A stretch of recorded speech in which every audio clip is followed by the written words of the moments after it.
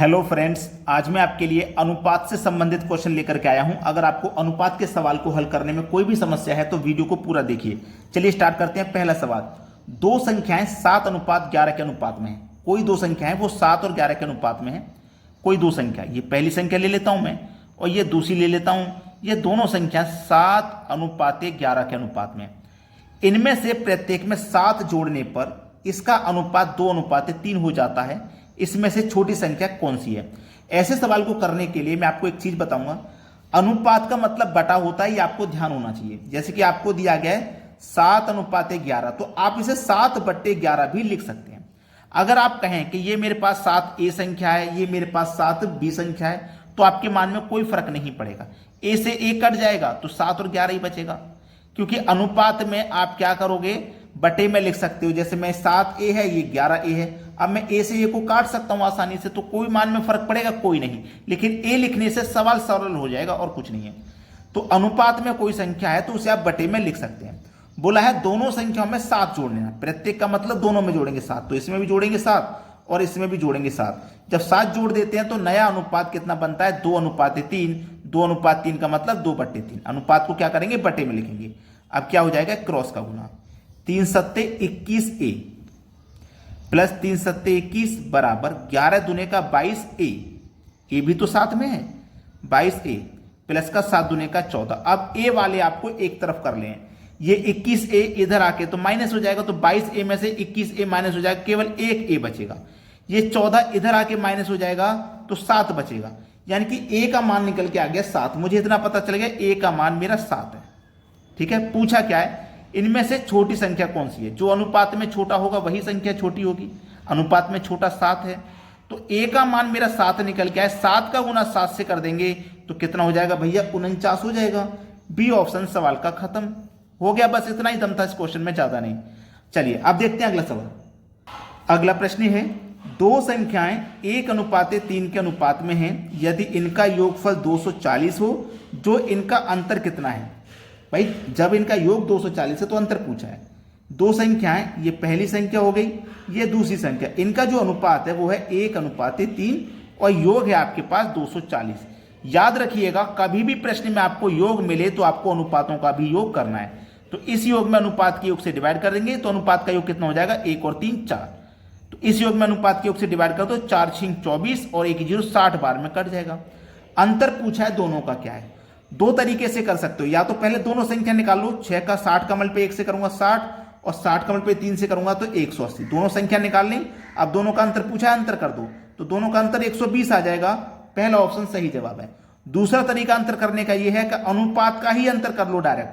3 और 1 का अंतर 2 आ जाएगा, तो 60 का मल्टीप्लाई सीधे 2 से कर दो तब भी 120 आ जाएगा। तो आप कैसे भी कर सकते हो। चाहो तो पहले संख्याओं को अलग अलग निकाल लो तब अंतर कर दो, या अनुपात का ही अंतर करके डायरेक्ट मल्टीप्लाई कर दो। कैसे भी कर दो, आंसर वही आएगा। अब देखते हैं अगला सवाल।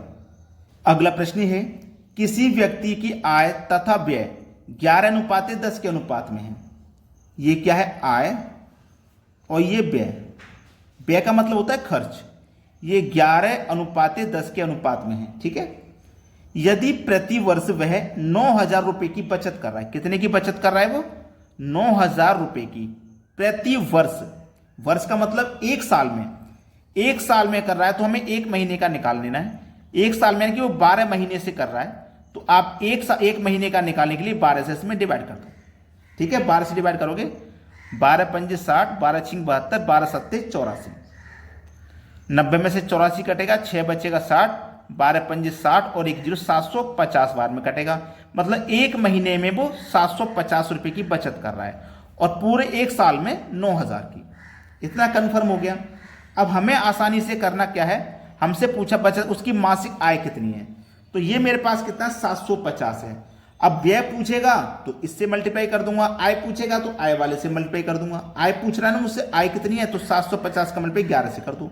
11 का 0 में करेंगे तो 0, 11 पंजे 55 का 5, कैरी का 5, 11 सत्ते 77 में जोड़ दो 5 तो 82। 8,250 रुपए वो कमा रहा है, उसकी आय है 8,250। डी ऑप्शन सही जवाब है। सभी को समझ में आ गया होगा सवाल, किसी को कोई चलिए अब देखते हैं अगला सवाल। अगला प्रश्न है, 7:11 के प्रत्येक पद में किस संख्या को जोड़ने पर अनुपात 3:4 प्राप्त होगा। बहुत अच्छा सवाल है। मैंने बताया आपको अनुपात का मतलब बटा भी होता है, यानी कि आप 7/11 लिख सकते हैं इसको। प्रत्येक पद में किस संख्या को जोड़ना है, हमें नहीं पता किसको जोड़ना है। जब हमें नहीं पता तो हम क्या करेंगे, के को जोड़ देते हैं। इसमें भी के को जोड़ देंगे और इसमें भी के को जोड़ देंगे। जब जोड़ देंगे तो अनुपात हमारे पास 3:4 हो जाता है। 3:4 का मतलब 3/4। क्लियर। अब क्या हो जाएगा, क्रॉस का गुना। 4 7 28, 4 का के से करेंगे तो 4 के बराबर 11 त्रिका 33, के का पे 3 से करेंगे तो 3 के। अब के वाले टर्म आपको एक तरफ करने हैं।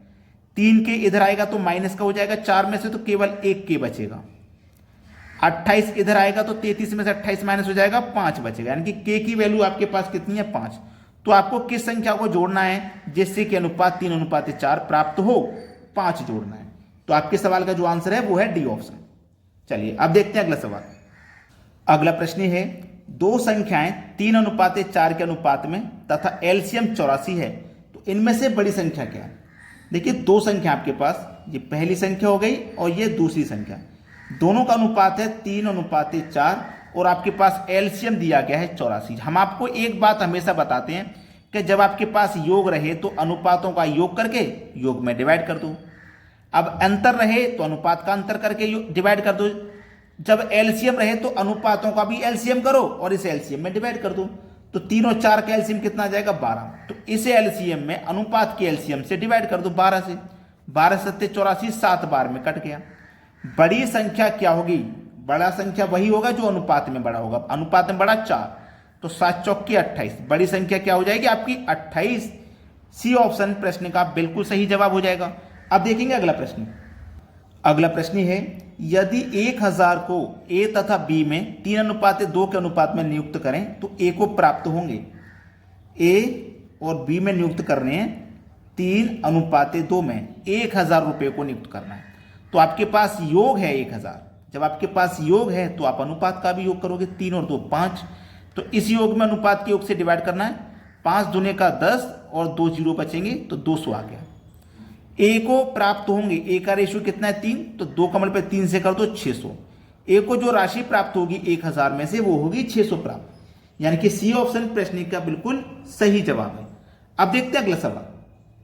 अगला प्रश्न है, ए बी तथा सी में 1050 को इस प्रकार विभक्त किया गया है कि ए का भाग बी तथा सी के संयुक्त भाग का 2/5 प्राप्त हो, तब ए को मिलेंगे। बहुत अच्छा सवाल है।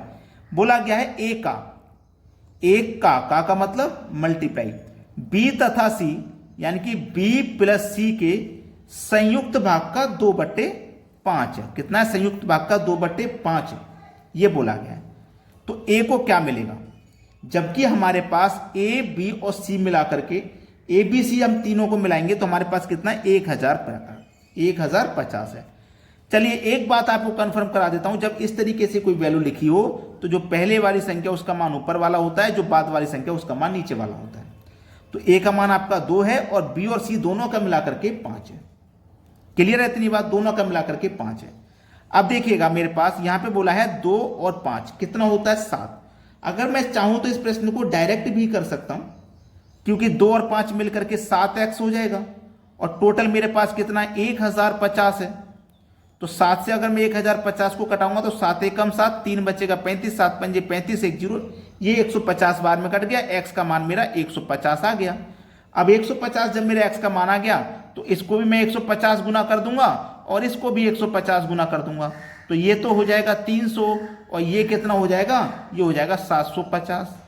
पूछा क्या, ए को कितना मिलेगा, ए को मिलेगा भैया 300 रुपया, यानी कि बी ऑप्शन सही जवाब है। तो आपने अगर वीडियो को लाइक ना किया हो तो लाइक कर देना और यदि शेयर ना किया हो तो शेयर कर देना। ठीक है दोस्तों, धन्यवाद।